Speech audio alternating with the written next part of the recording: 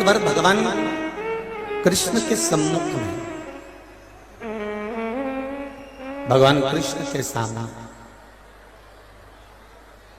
अर्जुन ने एक प्रश्न कर दिया, और प्रश्न भी कोई साधारण नहीं था महाराज, प्रश्न भी बड़ा भारी था। भगवान कृष्ण के सामने अर्जुन ने प्रश्न किया कि प्रभु आप ध्यान देते हैं और ध्यान नहीं देते, तो इससे संसार के लोगों पर क्या फर्क पड़ता? जरा ध्यान देना, जितने लोग आस्था चैनल पर कथा सुन रहे हैं और फेसबुक यूट्यूब पर सुन रहे हैं, बड़े सावधानी से सुनना। तर्पण शिव पुराण, आप अगर ध्यान दें और ध्यान ना दें तो उसमें अंतर क्या है, बस आप केवल इतना सा बता दीजिए। और भगवान कृष्ण ने अर्जुन से कहा, मैंने ध्यान दिया तो उत्तरा के गर्भ में जो बच्चा था, उत्तरा के गर्भ में जो बालक था, मैंने ध्यान दिया तो उत्तरा के गर्भ में जो बच्चा था उसको मैंने बचा लिया। बोलो बचाया कि नहीं बचाया?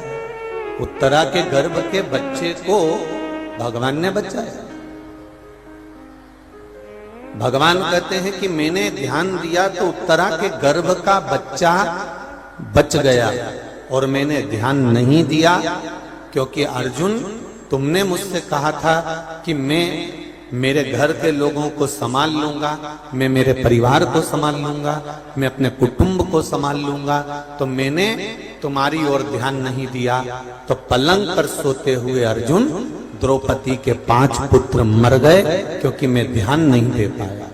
अगर मैं ध्यान देता तो उत्तरा के गर्भ के जब बच्चे को मैं बचा सकता हूं, उत्तरा के गर्भ में पड़े हुए एक छोटे से शिशु को मैं बचा सकता हूं, उत्तरा के गर्भ में पड़ा हुआ एक छोटा सा बालक मैं बचा सकता हूं, तो क्या मैं तेरे पुत्रों को नहीं बचा सकता था? क्या मैं तेरे पुत्रों को नहीं बचा सकता था? मैं तेरे पुत्रों को भी बचा सकता था। बस कल एक कथा में बात कही थी, आज फिर कह रहे हैं कि भगवान से ये जरूर कहना कि मेरे आने की सूचना तुम 9 महीने पहले दे देते हो, तो मेरे जाने की सूचना भी तुम कुछ दिन पहले जरूर दे देना, जिससे मैं आपका भजन जरूर कर सकूं, आपका स्मरण जरूर कर सकूं। अगर मेरे आने की सूचना आप 9 महीने पहले दे रहे हो कि ये जन्म लेने वाला है, ये पैदा होने वाला है, इसका जन्म होने वाला है, तो मेरे जाने की सूचना भी मुझे पहले मिले, तो कम से कम मैं तेरा भजन कर सकूं, तेरा स्मरण कर सकूं, तेरा कीर्तन कर सकूं, तेरी भक्ति को धारण कर सकूं। आप दिल से, हृदय से भीष्म पितामह 56 दिन तक बाणों की सैया पर पड़े रहे। कितने दिन पड़े थे? कितने दिन पड़े थे? 56 दिन तक भीष्म पितामह बाणों की सैया पर पड़े रहे, और रोज मेरा द्वारिका नाथ, रोज मेरे भगवान कृष्ण भीष्म पितामह से मिलने के लिए जाते थे, और पितामह रोज कृष्ण से कहते थे, कन्हैया आज मुझे 42 दिन हो गए, कन्हैया आज मुझे 45 दिन हो गए, कन्हैया आज मुझे 22 दिन हो गए, कन्हैया आज मुझे 12 दिन हो गए। रोज भगवान कृष्ण से भीष्म पितामह कहते हैं कि मुझे रोज ये दिन हो गए हैं, 12 दिन, 11 दिन, 15 दिन, 20 दिन, 30 दिन, 42 दिन, 50 दिन। भीष्म पितामह रोज भगवान कृष्ण से कहते हैं कि मैं इतने दिन मुझे हो गए, मेरे प्राण कब छूटेंगे ये बताओ। तब भगवान कृष्ण कहते हैं, पितामह जब तक तुम्हारे कर्म का भोग पूरा नहीं हो जाता, और तुमने जो दुर्योधन के घर का अन्न खाया है, उस अन्न से जो तुम्हारे शरीर में रक्त चल रहा है, उस अन्न से जो तुम्हारे शरीर में रक्त बनकर घूम रहा है, वो रक्त जब तक पूरा नहीं निकल जाता तब तक आप मेरी शरण में वापस नहीं आ सकते। ये निश्चित है, आप नहीं पहुंच सकते।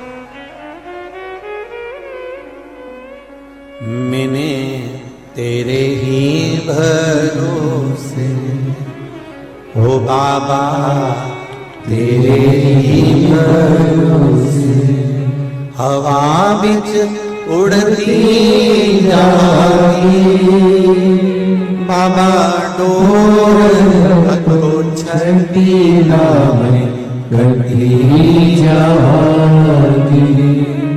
बोले मैं तेरी पदम शंभो, मैं तेरी पदम हवा बिच उड़ती जागी, बाबा डोर हटो छठी नाम कटी जागी।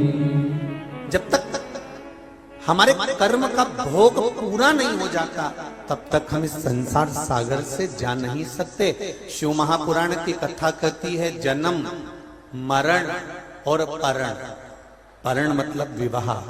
जन्म मेरे महादेव के हाथ में है, मृत्यु मेरे महादेव के हाथ में है। देखो एक मृत्यु का एक प्रसंग आया, देखिए।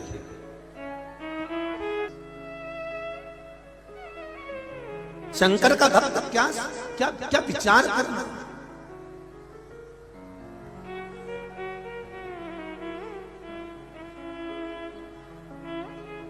एक नौकरी नहीं लगती तो लोगों का मन उतर जाता है। हमने शंकर जी का पशुपति व्रत करा था, हमने शिव जी को 1 लोटा पानी चढ़ाया था, हम शंकर जी के मंदिर गए थे, हमने 16 सोमवार का व्रत करा था, हमने संकट सोमवार का उपास करा था, और मेरी नौकरी नहीं लगी, और मेरी नौकरी नहीं लगी और दूसरे की लग गई। बड़े दुखी हो जाते, बड़े दुखी।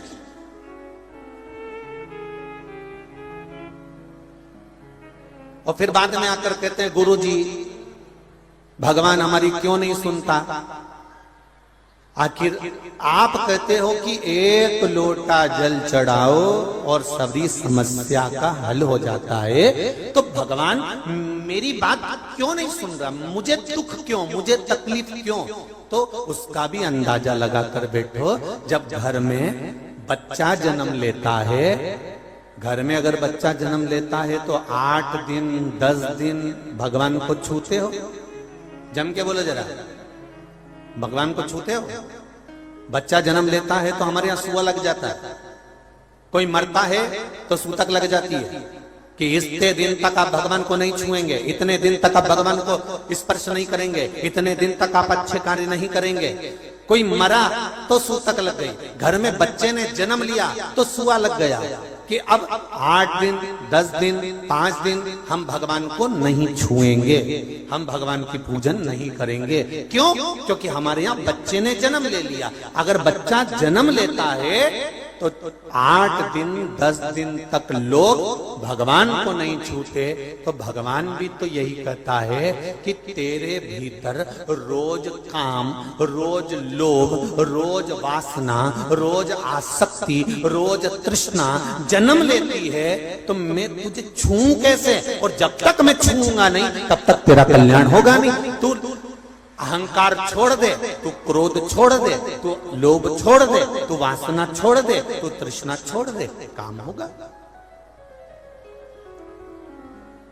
एक छोटी सी नौकरी नहीं लगती है तो मन उतर जाता है। तो इंटरव्यू देने गए और आ गए, मन एक पत्र आया, देखिए पत्र वापिस देखते। अभी ज्यादा पढ़े नहीं है, पूरे यहां रखे हो, 2-4 पढ़े हैं, जो पढ़े हैं वो उतार।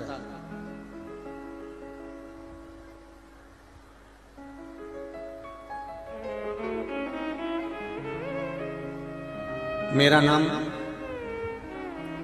इंजीनियर राजा रघुवंशी है, ग्राम पीमरी, जिला अशोकनगर का निवासी हूं। कहीं बैठे हैं तो हाथ हिलाइएगा, कहीं बैठे हो तो हाथ हिलाइएगा। महाराज राजा रघुवंशी कहीं बैठे हो तो अच्छा पत्र आप ही लेके आई हैं क्या? दोनों हाथ हिला दीजिए। श्री शिवाय नमस्ते। राजा रघुवंश। और देखिए अगर एकांत नौकरी चली भी जाए ना और ऐसा लगे कि बताओ मेरी नौकरी नहीं लगी और बहुत उदास हो गए, तो उदास मत होना। अगर नौकरी नहीं लगी और बहुत उदास हो गए तो उदास मत होना। अशोकनगर के सांसद महोदय को देख लेना। मैं दिल से कहूंगा, विधानसभा का चुनाव लड़ा और भले उसको बाबा ने जिताया ना जिताया उनके हाथ में, पर थोड़ा सा अगर मन कमजोर भी हुआ होगा तो शिव की भक्ति किसको कहते हैं, उस शंकर के भरोसे रहे तो बाबा ने कहा विधायक नहीं सांसद बना देता हूं। ले ये भक्ति है महाराज। अब अगर सोच के बैठते कि भोलेनाथ तुमने गड़बड़ी कर दी, भोलेनाथ में हमने इतना करा, भोलेनाथ जी हमने रोज अभिषेक करा, भोलेनाथ जी हमने रोज भगवान की आराधना करी और आपने हमारा ये वाला चुनाव तो हमको जिताना था, तुमने हरा, तो भगवान ने तुम्हारे लिए प्लानिंग थोड़ी ज्यादा करके रखी है। हम परमात्मा से थोड़ा मांगते हैं और भगवान कहता है ले ये ले जा।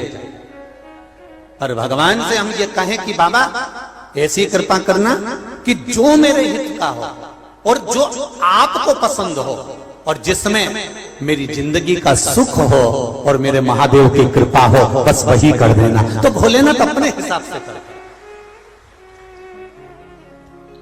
मेरा शिव आप जो मांग रहे हो भगवान से कहो कि जो मेरे हित का हो, जो मेरे आनंद का हो, वो मुझे दीजिए। बस शिव महापुराण की कथा और गीता एक ही बात कहती है कि कर्म करने में पीछे मत हटो। आप मेहनत करने में पीछे मत हटो, बहुत करो। एक बार बादलों की हड़ताल हो गई और सारे बादलों ने आपस में मीटिंग कर कर कह दिया कि अब हम नहीं बरसेंगे, इंद्र देवता से हमारी लड़ाई हो गई, 10 वर्ष तक पानी पृथ्वी पर नहीं गिरेगा। ये बादलों ने संकल्प ले लिया।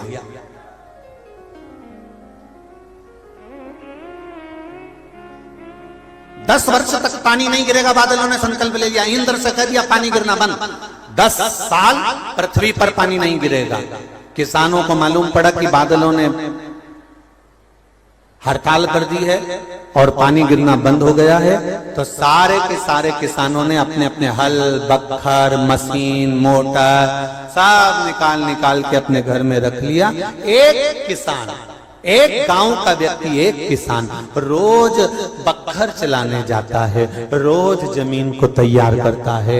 एक बादल वहीं से निकल कर जा रहा था। उस बादल ने उससे पूछा, भाई एक बात बता, जब 10 साल तक पानी नहीं गिरेगा तो तू रोज बख्खर क्यों चला रहा है? जब 10 साल तक पानी नहीं गिरेगा तो तू रोज हल क्यों चला रहा है? जब 10 साल तक पानी नहीं गिरेगा तो तू ये बीज क्यों बोना चाहता है? इतने में किसान ने कहा, 10 साल में मैं बख्खर चलाना ना भूल जाऊं, इसलिए मैं रोज बख्खर चलाता हूं। बादलों के मन में आया कि 10 साल में हम पानी बरसाना भूल गए तो बादल ने तुरंत पानी बरसा कर देखा कि बरस रहा है कि नहीं बरस रहा।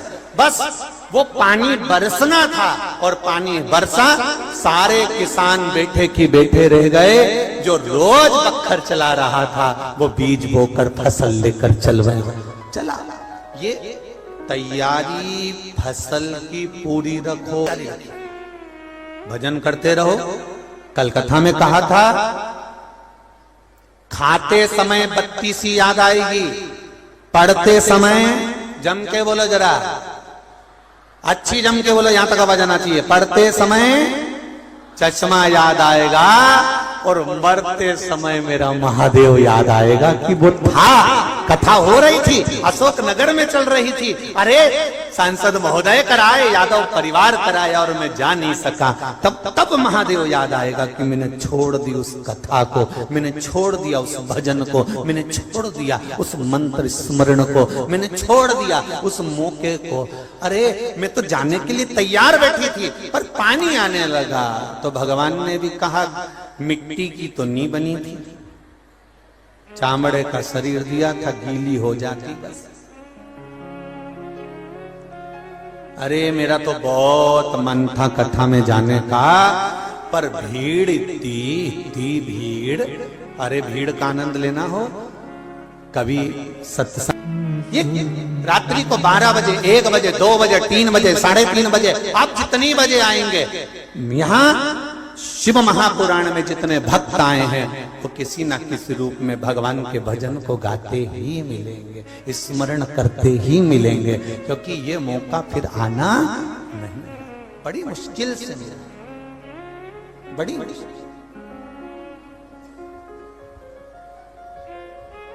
भक्ति भक्ति होती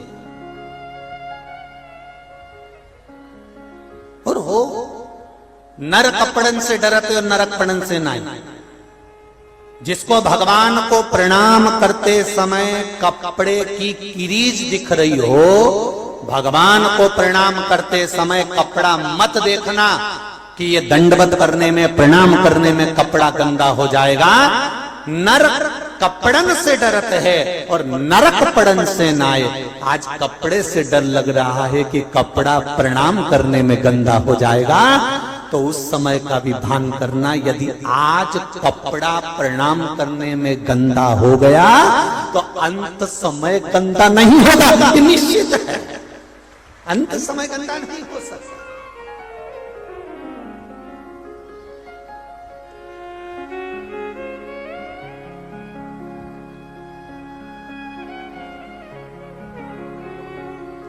बच्चा छोटा रहता है ना,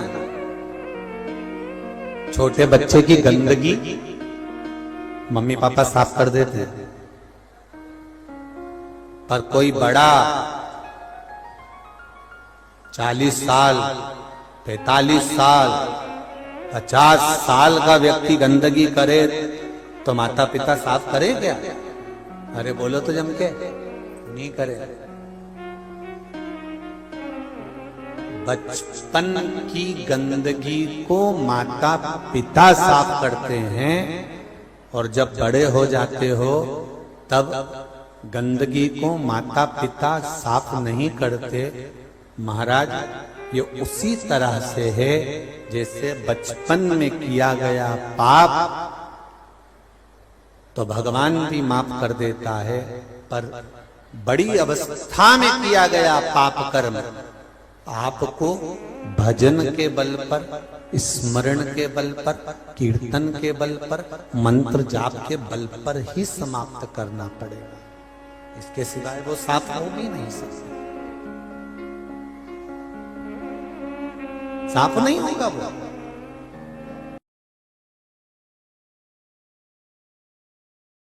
जैसा कि आप सभी को पहले भी बताया, कथा के माध्यम से नवमी तिथि पर खास करके जब आषाढ़ की नवमी हो, कल 20 जून शुक्रवार को आषाढ़ शुक्ल नवमी तिथि के दिन जो भी भक्त प्रातः ब्रह्म मुहूर्त में उठकर स्नान करके शुद्ध मन से एक लोटे में जल, काले तिल, सफेद फूल और थोड़े से कच्चे दूध को मिलाकर पीपल के पेड़ को अर्पित करेगा और नीचे आसन लगाकर शांत चित्त से बैठकर ओम पितृदेवाय नमः का जाप करेगा, फिर अपने पितरों का स्मरण करके आशीर्वाद मांगेगा, तो उसके कुल में पितृदोष, मानसिक अशांति और संतान से जुड़ी हर बाधा समाप्त हो जाएगी और घर में अक्षय सुख, समृद्धि और सौभाग्य का वास होगा।